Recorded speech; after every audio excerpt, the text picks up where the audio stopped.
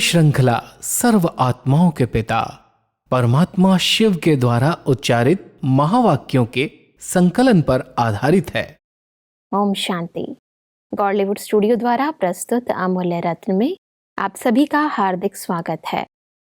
कहते हैं सृष्टि में जब दुख अशांति बढ़ जाती है तो परमपिता परमात्मा मनुष्य आत्माओं को सही राह दिखाने के लिए अपने पैगंबरों को भेजते हैं।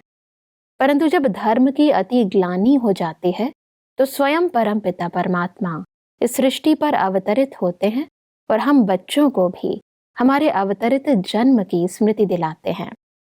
अवतरित जन्म से क्या तात्पर्य है और इसका क्या महत्व है, आज हम ईश्वरीय महावाक्यों द्वारा समझेंगे। और इन महावाक्यों के स्पष्टीकरण के लिए हमारे मध्य हैं प्रजापिता ब्रह्मा कुमारी ईश्वरीय विश्वविद्यालय के वरिष्ठ राजयोगी शिक्षक आदरणीय राजू भाई साहब।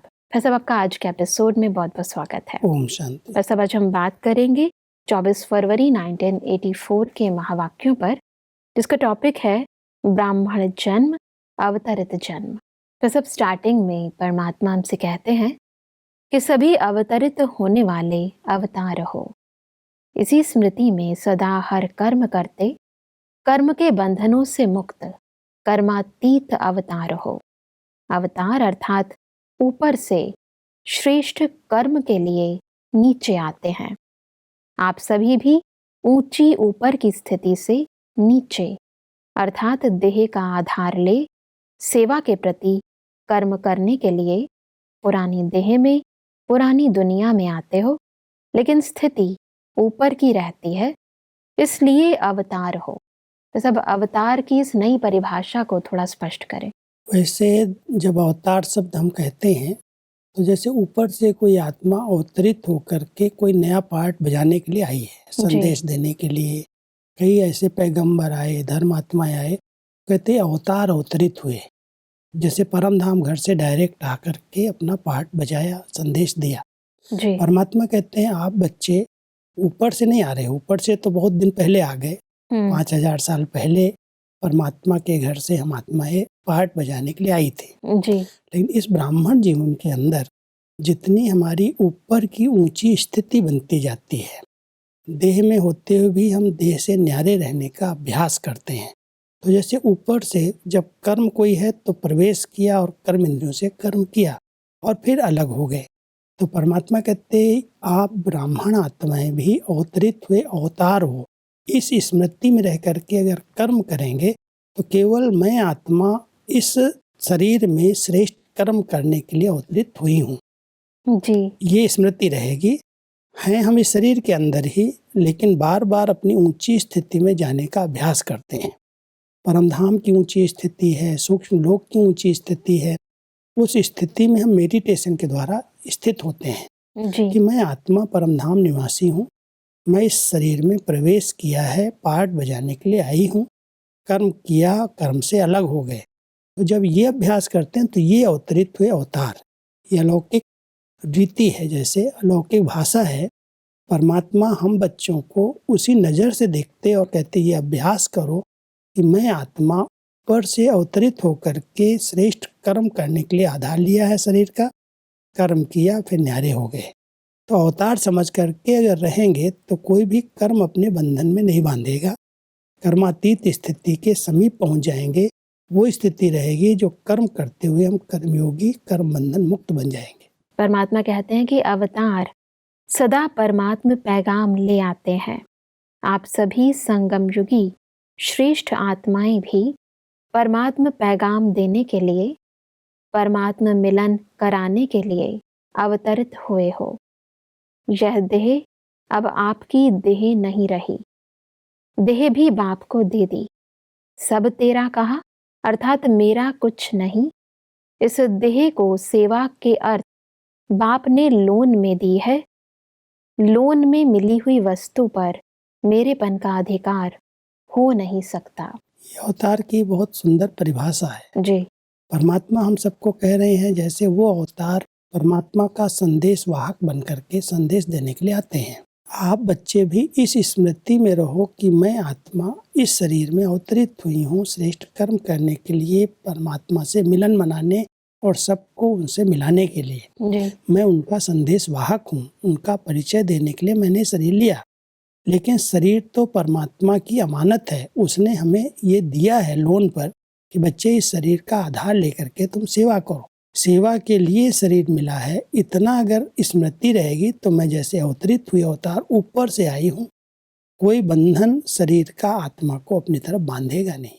जब आत्मिक स्मृति में हम स्थित रहते हैं तो आत्मा जैसे प्रवेश होकर के इस शरीर का आधार लेती है और कर्म करती है। तो परमात्मा कहता है शरीर तो आपने पहले ही कह दिया, ये बाबा सब आपका है, जी। ये तन तेरा, ये मन तेरा, ये धन तेरा।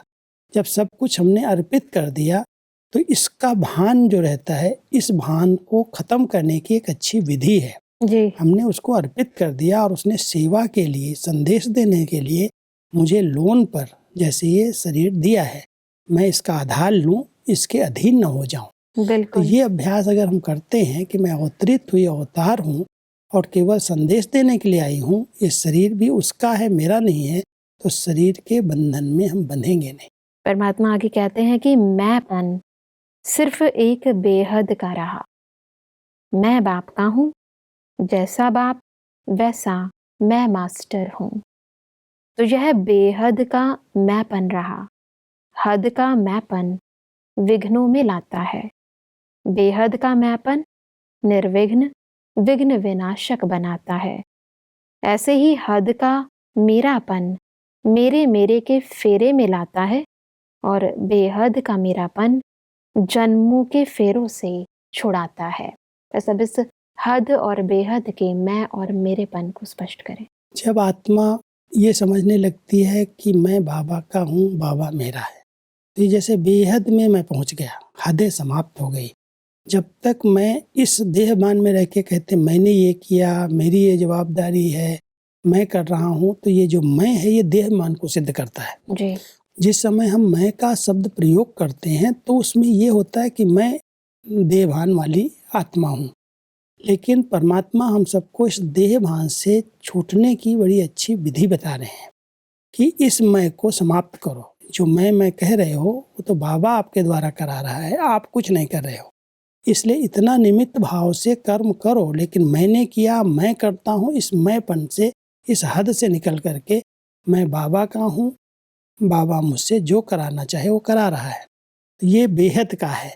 और कई प्रकार का जो मेरा है, मेरी जवाबदारी है, मेरी ये नौकरी है, मेरा ये धंधा है, मेरा बिजनेस है, कई प्रकार के मेरे के फेरे में आत्मा जैसे फंसी हुई है। परमात्मा अपने बच्चों को कहता है इस हद के मेरे को तेरे में बदल दो। जी। बाबा ने जो सेवा दी है, जो कार्य दिया है, कराने वाला वो है, उसके कार्य के लिए मैं निमित्त हूँ। तो बेहद में चले जाएंगे तो इस मेरे के फेरे में नहीं फंसेंगे। और ये जो मेरे का मोह है वही इंसान को दुखी कर रहा है। बिल्कुल। जिस दिन से मेरे को तेरे में बदल दिया, उस दिन से आत्मा निर्बंधन हो जाएगी, मोह से एकदम मुक्त हो जाएगी, नष्टो मोहा बन जाएगी। जी। इसलिए परमात्मा हम सबको कहते हैं जो हद का मैं और मेरा है इसको बेहद में बदल दो। मेरा बाबा है, मैं बाबा का हूँ। इस स्मृति के आधार से आप बंधनों से मुक्त हो जाएंगे। जी। परमात्मा कहते हैं कि बेहद का मेरापन है मेरा बाबा। तो हद छूट गई ना, अवतार बन देह का आधार ले, सेवा के कर्म में आओ। बाप ने लोन अर्थात अमानत दी है सेवा के लिए, और कोई व्यर्थ कार्य में लगा नहीं सकते, नहीं तो अमानत में खयानत का खाता बन जाता है।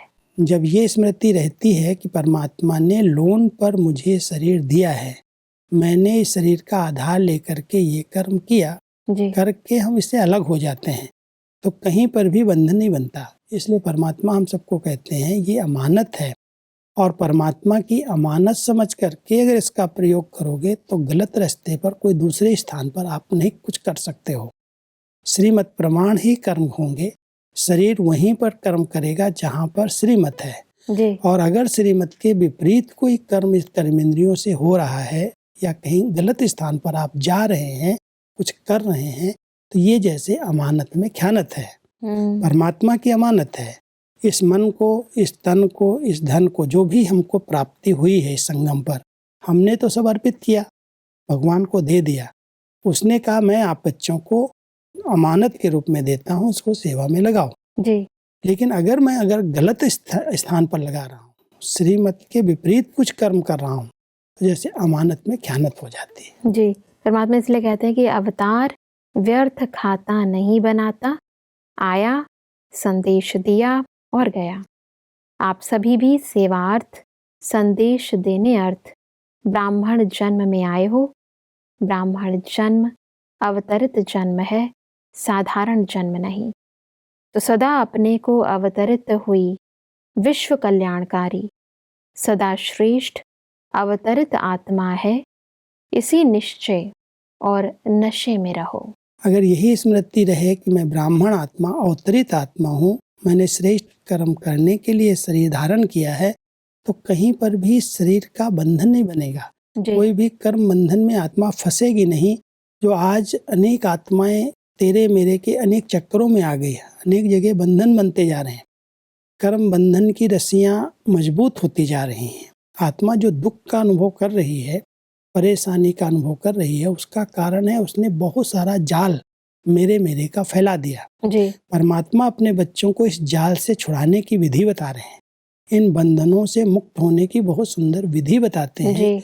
बच्चे, तुमको मैंने शरीर लोन पर दिया है, ये अमानत है, अमानत समझ करके इसको यूज करो। आप अवतरित हुए अवतार हो, इस शरीर में प्रवेश किया है आपने, आप अलग हो। तो ये जब स्मृति रहती है तो कोई भी कर्म हम करेंगे, कर्म के बंधन में नहीं फंसेंगे, कहीं पर भी नहीं लगाव झुकाव नहीं होगा, ये मेरा है ही नहीं। मुझे तो केवल संदेश देने के लिए परमात्मा ने शरीर को दिया है, मैं अवतार हूँ, मुझे श्रेष्ठ कर्म करना है, मुझे परमात्मा का संदेश देना है। बस ये स्मृति रहनी चाहिए। परमात्मा ने कहा कि अवतार हैं, आए हैं, अब जाना है। यही स्मृति उपराम और अपरम पार प्राप्ति की अनुभूति कराने वाली है। एक तरफ उपराम और दूसरे तरफ अपरम अपार प्राप्ति। बस अब ये दोनों चीजें अवतरित आत्मा हुई स्मृति से कैसे हमें प्राप्त होती हैं, स्पष्ट करें। क्योंकि जब हम अवतार समझते हैं तो नेचुरल है, हम आए हैं, मुझे जाना है। जी। अवतार कहीं भी अपना बना करके, अपना स्थान बना करके टिकता नहीं है। जी। आया है, पैगाम दिया और गया। जी। तो परमात्मा कहता है नेचुरल है, आप उपराम हो जाएंगे। जैसे मैंने केवल संदेश देने के लिए इस स्थान को चुना, इस शरीर को लिया, जी। तो उपराम भी हो जाएंगे। और जब इस उपराम स्थिति में, न्यारी प्यारी स्थिति में रहेंगे, तो आप परमात्मा से जो चाहिए वो प्राप्त कर सकते हैं।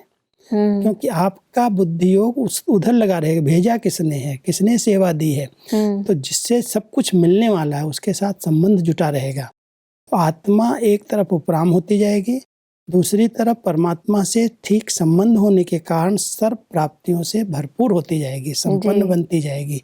इसलिए परमात्मा कहते हैं अवतार समझने से डबल प्राप्ति। एक तरफ कोई बंधन नहीं बन रहा है, उपराम हो रहे हो, और दूसरी तरफ परमात्मा से कनेक्शन ठीक है, इसलिए सब प्राप्तियों से भरपूर हो। बिल्कुल। आगे बढ़ते हैं तो परमात्मा टीचर्स के साथ बात करते हुए कहते हैं कि सबसे ज्यादा अपने तरफ आकर्षित करने वाले डाली यह देह का भान है। जरा भी पुराने संस्कार स्वभाव अपने तरफ आकर्षित करते, माना देह का भान है। मेरा स्वभाव ऐसा है, मेरा संस्कार ऐसा है, मेरी रहन सहन ऐसी है, मेरी आदत ऐसी है, यह सब देह भान की निशानी है। तो इस डाली से उड़ते पंछी हो, इसको ही कहा जाता है कर्मातीत स्थिति, कोई भी बंधन नहीं। परमात्मा हम बच्चों को इतना न्यारा प्यारा बनाना चाहते हैं, जैसे खुद किसी डाली पर नहीं बैठे, कोई डाली पकड़ के नहीं बैठी। हमारे पास है शरीर की डाली, परमात्मा कहता है इस डाली पर बैठ करके ये नहीं कहो मेरा स्वभाव ऐसा है, मेरा संस्कार ऐसा है, मेरी नेचर ऐसी है। ये जो डालियां पकड़ के बैठी, इससे न्यारे बनो, तब कर्मातीत स्थिति को प्राप्त करोगे।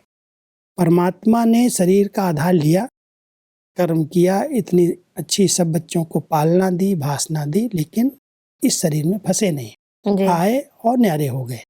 तो अपने बच्चों को भी अपने समान बनाने के लिए कहते हैं अभ्यास करो कि ये डाली लो, शरीर में प्रवेश करो, कर्म कर लो, लेकिन इसी संस्कार के अधीन होकर के क्या करूं, मेरा संस्कार ऐसा है, मेरी नेचर ऐसी है, मेरे ऐसे ऐसे स्वभाव बने हुए हैं। परमात्मा कहता है इस मेरेपन से मुक्त हो जाओ, इस डाली को छोड़ो, क्योंकि आपका लक्ष्य है कर्मातीत बनना। जी। कर्म करो लेकिन कर्म के बंधन में नहीं फंसो। इसीलिए परमात्मा ने कहा कि कर्मातीत का अर्थ ये नहीं है कि कर्म से अतीत हो, लेकिन कर्म के बंधन से न्यारे। तो देह के कर्म जैसे किसका नेचर होता है, आराम से रहना, आराम से समय पर खाना, चलना, यह भी कर्म का बंधन अपने तरफ खींचता है। इस कर्म के बंधन अर्थात आदत से भी परे, क्योंकि निमित्त होना सभी एक बहुत ही गहरी बात है, क्योंकि कई बार हम नियम में भी बंध जाते हैं। तो ये जो नियमों का बंधन है, ये कैसे रुकावट पैदा करता है, थोड़ा स्पष्ट करें। परमात्मा हम बच्चों को किसी भी बंधन में आत्मा न बंधे उसकी विधि बता रहे हैं। कई कहते हैं मैं को आराम पसंद जीवन है, मैं ये सब नहीं कर सकती हूँ, मैं ये सेवा नहीं कर सकती हूँ, मैं इस स्थान पर नहीं जा सकती हूँ। परमात्मा ने अपने बच्चों को अपने समान उड़ता पंछी बनाया, किसी भी डाली में फंसने की जरूरत नहीं। तो परमात्मा कहता है इस बंधन में क्यों बंधे हो, क्या करूं, मेरा शरीर ऐसा है, मैं तो बीमार रहती हूँ, मुझे तो ये रेस्ट चाहिए, मुझे तो ये साधन चाहिए।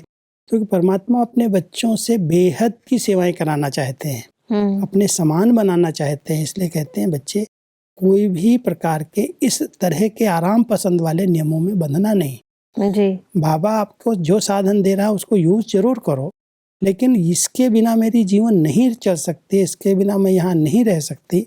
ये जो आदत है परमात्मा इससे छुड़ाना चाहते हैं कि जो मिल रहा है उसको यूज जरूर करो, लेकिन किसी के अधीन नहीं हो जाओ। है तो यूज करो, नहीं तो न्यारे हो जाओ। जी। ऐसा परमात्मा कहते हैं कि जैसे शारीरिक व्याधि कर्म भोग अपनी तरफ बार बार खींचता है, दर्द होता है तो खींचता है ना, तो कहते हो क्या करें, वैसे तो ठीक है लेकिन कर्म भोग कड़ा है। ऐसे कोई भी विशेष पुराना संस्कार व स्वभाव व आदत अपने तरफ खींचती है तो वह भी कर्म भोग हो गया। कर्म भोग कभी भी कर्मयोगी बना नहीं सकेगा, तो इससे भी पार। वैसे कर्म भोग की ये जो नई डेफिनेशन परमात्मा ने समझाई है, इसको स्पष्ट करें। जब आत्मा अपनी कर्मातीत स्थिति का लक्ष्य रख करके पुरुषार्थ करती है, मुझे कर्मातीत स्थिति को प्राप्त करना है, तो हमें कर्म योगी बन करके रहना है। शारीरिक कर्म भोग कोई आता है, कहीं भी कोई दर्द होगा तो खींचेगा आत्मा को अपनी तरफ। इसके लिए परमात्मा ने हमें विधि बताई, अपने आत्मिक स्वरूप में स्थित रहो, अशरीरी बनने का अच्छा अभ्यास करो। ऐसे लगे शरीर का भोगना अलग है, मैं अलग हूँ, तो आत्मा भोगना महसूस नहीं करेगी। लेकिन अगर आत्मा ही किसी संस्कार के, किसी स्वभाव के अधीन है, तो वो भी तो एक कर्म भोग हो गया। एक शरीर की भोगना आई और हमने ये अभ्यास कर लिया कि ये भोग रहा है, मैं अलग हूँ, तो मैं इस भोगना से मुक्त हो गया। लेकिन जब आत्मा ही कह रही है कि मेरा ये संस्कार है, मेरा ये स्वभाव है, मेरी ये नेचर है, मैं क्या करूं, तो ये भी परमात्मा कह रहे हैं कर्म भोग है। इस कर्म भोग से भी आपको मुक्त होना है। ये भी नहीं कहो ये मेरा है, ये अलग पुराने संस्कार, ये रावण की देन है, ये मेरे नहीं है। अगर इनको मेरा समझोगे तो आप भी बंधन में बंध जाओगे। तो कर्मातीत का अर्थ ये नहीं है कि कर्म से अतीत हो जाओ, कर्म तो सब करने हैं, लेकिन कर्म योगी बन करके कर्म करो। कर्म बंधन न बने, बंधन से अतीत रहो, कर्म तो सबको करना ही है। जब भोगना आती है तो इंसान को दुख होता है, दर्द होता है, परेशानी की महसूसता होती है, मतलब अपने नेचर से अलग हो जाता है।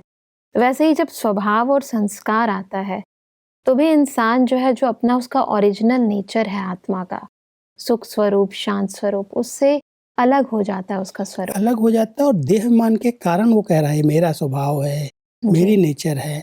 परमात्मा कहते जब आप मेरी नेचर या मेरा स्वभाव संस्कार कहते हो, तो मेरी जो ओरिजिनल नेचर है, जो आदि नेचर है सतयुग की, उस नेचर को मेरी कहो।